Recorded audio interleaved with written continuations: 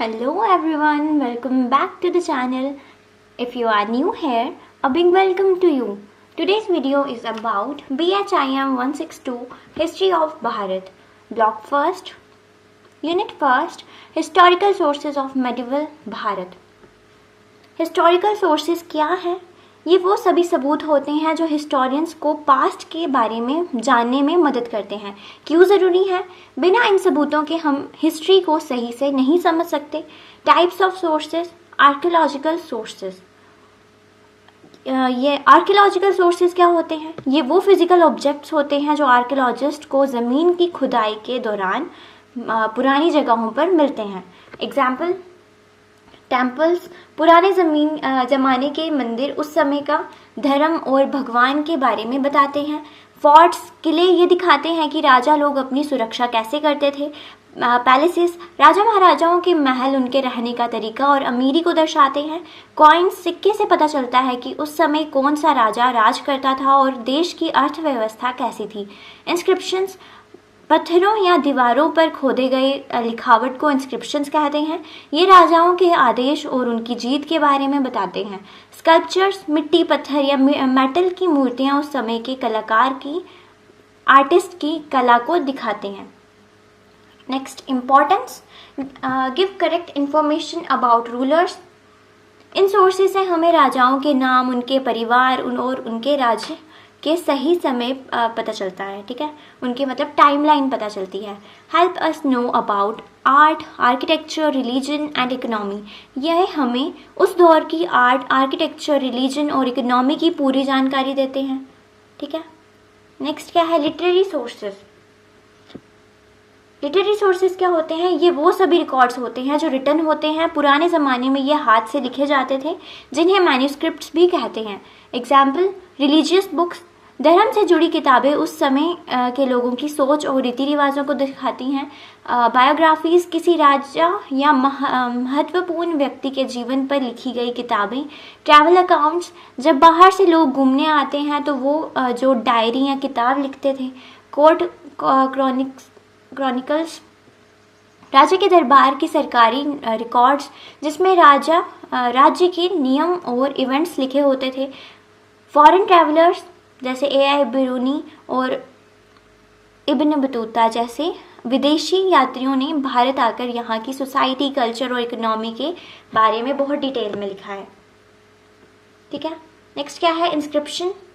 Inscriptions क्या होते हैं? ये वो मैसेज या लिखावट होती है जो किसी हार्ड चीज़ पर खोद कर लिखी जाती है और ये लंबे समय तक खराब भी नहीं होती है। कहाँ लिखी जाते हैं? स्टोन पर, कॉपर प्लेट्स पर, टेम्पल वॉल्स पर। ये हमें क्या बताते हैं? किंग्स, राजाओं के नाम और उनके वंश के बारे में। राजा या अमीर लोगों ने मंदिर या गरीबों को क्या दान दिया। राजा ने कौन कौन सी लड़ाइयाँ और युद्ध जीते। राज्य को चलाने के नियम और तरीके। कॉइन्स, सिक्के हमें क्या जानकारी देते हैं? सिक्के इतिहास को समझने में, समझाने के लिए बहुत ज़रूरी है, क्योंकि ये बताते हैं नेम ऑफ रूलर, उस समय कौन सा राजा राज कर रहा था, उनका नाम और फोटो उस कॉइन पे होता था, क्योंकि रिलीजन, सिक्कों पर बने भगवान या सिंबल से राजा के धर्म का पता चलता है। ट्रेड एंड इकोनॉमी, अगर सोने या चांदी के सिक्के हैं तो राज्य अमीर था और सिक्के कहाँ कहाँ मिले, इससे ट्रेड का रास्ता पता चल जाता है। मेटल टेक्नोलॉजी, सिक्के बनाने के तरीके से पता चलता है कि उस समय मेटल वर्क की टेक्नोलॉजी कितनी एडवांस थी। ठीक है, अब नेक्स्ट क्या है? Importance of historical sources. Help historians right history. ये सोर्सेज की मदद से हिस्टोरियंस सही और सच्ची हिस्ट्री लिखते हैं। एक्सप्लेन लाइफ, ये उस समय की राजनीति, समाज, पैसा और कल्चर को समझाते हैं। शो डेवलपमेंट ऑफ किंगडम्स, इससे पता चलता है कि नए राज्य कैसे बढ़े और कामयाब हुए। राजपूत्स कौन होते हैं? ब्रेव वॉरियर क्लैंस, राजपूत बहुत ही बहादुर वॉरियर के वंश थे। उन्होंने नॉर्थ और वेस्टर्न भारत के बहुत बड़े हिस्से पर राज किया। टाइम पीरियड उनका 8th सेंचुरी से 12th सेंचुरी के बीच था। राज का टाइमलाइन उनकी। Main Rajput dynasties, Chauhans ruled Ajmer and Delhi, उन्होंने अजमेर और दिल्ली पर राज किया। फेमस किंग, उनके सबसे प्रसिद्ध राजा पृथ्वीराज चौहान थे।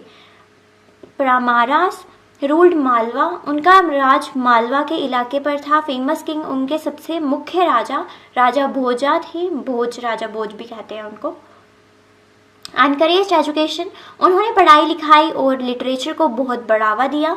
सोलंकीज, जिनको चालुक्यास भी कहा जाता है, रूल्ड गुजरात, उन्होंने गुजरात के इलाके पर राज किया। टेम्पल्स, उन्होंने बहुत सारे सुंदर और भव्य मंदिर बनवाए। चांडिलास रूल्ड बुंदेलखंड, उनका राज बुंदेलखंड के क्षेत्र पर था। खजुराहो टेम्पल, उन्होंने दुनिया भर में प्रसिद्ध खजुराहो के मंदिर बनवाए थे। नेक्स्ट क्या है? Administration. King was the highest authority, सबसे बड़ी ताकत राजा के पास होती थी, सारे आखिरी फैसले राजा ही लेता था।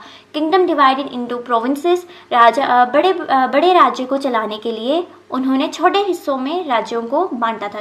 ठीक है, नेक्स्ट क्या है? Local chiefs help in administration, जमीन के मालिक या छोटे जो लोकल चीफ्स राजा को राज्य चलाने और टैक्स जमा करने में मदद करते थे। आर्मी स्ट्रक्चर, उनकी सेना में 3 मुख्य हिस्से थे, कैवलरी घुड़सवार सेना, एलिफेंट्स हाथी वाली सेना, इन्फेंट्री पैदलकार सेना जो पैदल चलती थी। सोसाइटी फॉलोड कास्ट सिस्टम, समाज में जाति प्रथा बहुत मजबूत थी, लोग अलग अलग जातियों में बटे हुए थे। कंडीशन ऑफ वुमेन, औरतों की इज्जत तो होती थी लेकिन उस दौरान चाइल्ड मैरिज जैसे खराब प्रथाएं बहुत बढ़ गई थीं। राजपूत वैल्यूज, राजपूतों के लिए उनका ऑनर और ब्रेवरी सबसे बढ़कर थी, वो युद्ध में पीठ नहीं दिखाते थे। Culture, built forts and temples, उन्होंने सुरक्षा के लिए बड़े किले और भगवान की पूजा के लिए सुंदर मंदिर बनवाए थे। सपोर्टेड लैंग्वेजेस, उन्होंने संस्कृत और इस इलाके की लोकल और क्षेत्रीय भाषाओं को बहुत बढ़ावा दिया। Encourage art, music and literature, उनके राज्य में कलाकारों, संगीतकारों और लेखकों को बहुत आदर और सपोर्ट मिलता था। रीजंस फॉर डिक्लाइन, राजपूतों का राज खत्म होने का मुख्य कारण क्या था? कांस्टेंट फाइटिंग, राजपूत राजा आपस में ही छोटे मोटे इलाकों के लिए हमेशा लड़ते रहते थे। लैक ऑफ यूनिटी, उनके बीच में यूनिटी ही नहीं थी। किसी बड़े दुश्मन के खिलाफ वो साथ मिलकर नहीं लड़ते थे। तुर्किश इन्वेजन, बाहर से आए तुर्क्स ने इस कमजोरी का फायदा उठाया और उन पर हमला करने लग गए और उनको हरा दिया। नेक्स्ट क्या है?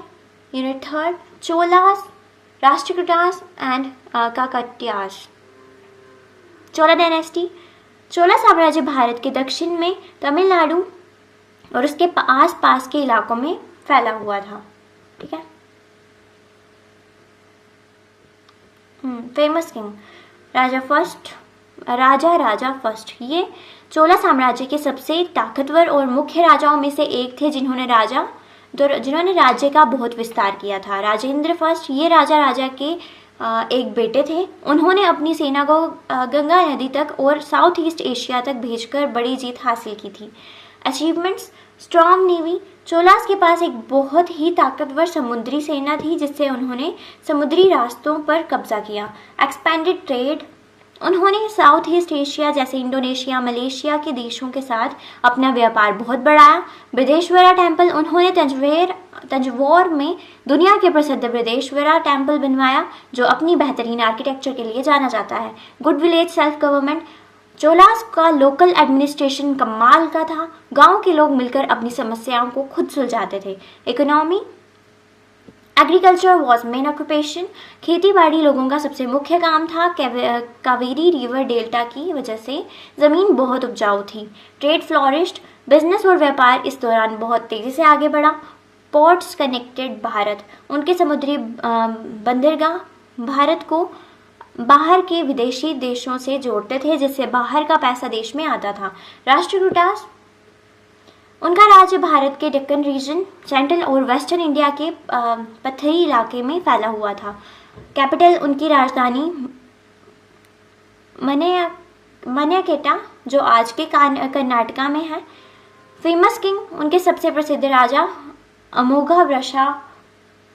अमोघवर्षा फर्स्ट थे जो खुद एक बड़े लेखक भी थे।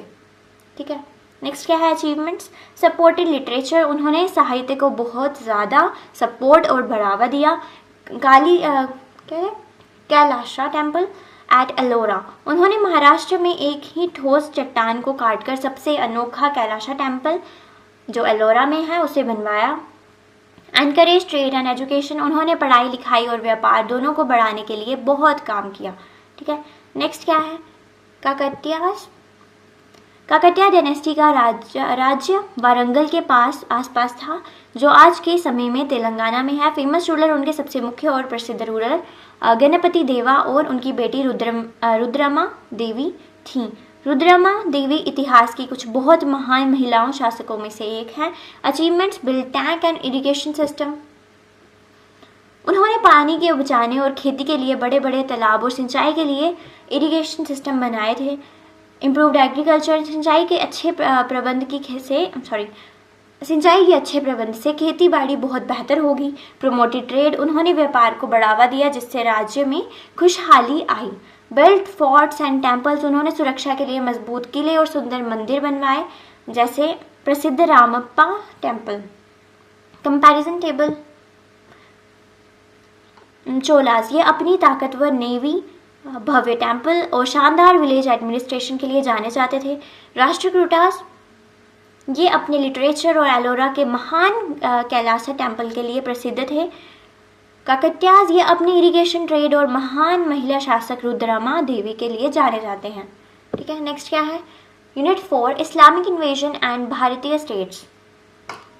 Early Islamic invasion, peaceful relation first. संयुक्त सेनाओं के हमले से पहले अरब के व्यापारी भारत के साथ शांति से व्यापार करते थे और उनके संबंध बहुत अच्छे थे। मोहम्मद बिन कासिम इन्वेडेड सिंध। मोहम्मद बिन कासिम ने 712 सीई में भारत के सिंध इलाके पर हमला किया। डिफीटेड राजा धैर, उसने सिंध के तत्कालीन हिंदू राजा दाहिर को लड़ाई में हरा दिया। लिमिटेड रूल, अरबों का ये राज्य ज़्यादा आगे नहीं बढ़ पाया और सिर्फ सिंध के इलाके तक ही सीमित रह गया। ठीक है, फिर कौन आया, Mohammad of Ghazni invaded Bharat 17 times. Mohammad Ghazni ने 1000 से 1027 सीई के बीच भारत पर पूरे 17 साल हमला किया। Main aim was to collect wealth, उसका मुख्य मकसद भारत पर राज करना नहीं था बल्कि यहाँ से दौलत लूटकर अपने शहर गजनी को सुंदर और ताकतवर बनाना था। अटैक्ड रिच टेम्पल्स, उसने भारत के सबसे अमीर मंदिरों को निशाना बनाया जिसमें गुजरात का प्रसिद्ध सोमनाथ टेम्पल सबसे मुख्य था। उसने मंदिर की बेहिसाब दौलत लूटी और उसे नुकसान भी पहुंचा दिया। नेक्स्ट कौन है, मोहम्मद गौरी। परमानेंट रूल, मोहम्मद गजनी के उल्टे मोहम्मद गौरी भारत को सिर्फ लूटना नहीं चाहते थे बल्कि यहाँ अपना पक्का राज शुरू करना चाहता था। सेकेंड बैटल ऑफ तारीन, ठीक है, इस मुख्य युद्ध में उसने दिल्ली और अजमेर के महान राजपूत राजा पृथ्वीराज चौहान को हरा दिया। पहले युद्ध में पृथ्वीराज चौहान ने गौरी को हराया था पर इस दूसरे युद्ध में गौरी जीत गया। Led to Delhi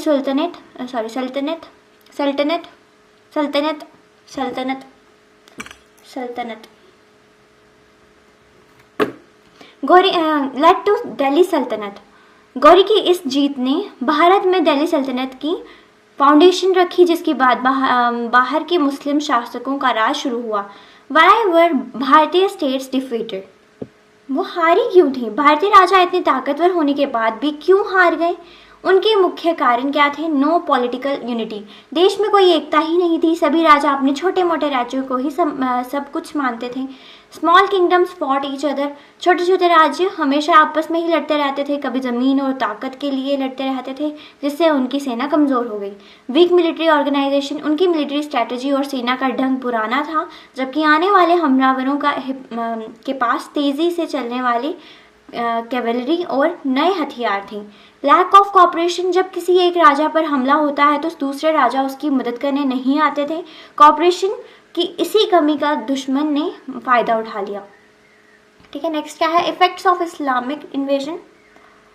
political, end of Rajput Kings, north India के बहुत सारे पुराने और बड़े राजपूत राज्य खत्म हो गए। बिगिनिंग ऑफ दिल्ली सल्तनत, दिल्ली पर सुल्तानों का राज शुरू हुआ जिसने पूरे भारत की पॉलिटिक्स को बदल दिया। Economic, looting of wealth, Bharat की सदियों पुरानी दौलत, सोना और हीरे बाहर चले गए। ट्रेड रूट चेंज्ड, नए शासकों के आने से विदेशी व्यापार के रास्ते और उनके तरीके बदल गए। Cultural, interaction of cultures, Hindu और इस्लामिक कल्चर का आपस में मेलजोल शुरू हुआ जिसने तहजीब भी कहा जाता है। ठीक है। न्यू स्टाइल्स डेवलप्ड, इस मिलन से नए तरह के आर्किटेक्चर जैसे गुंबद और माइनर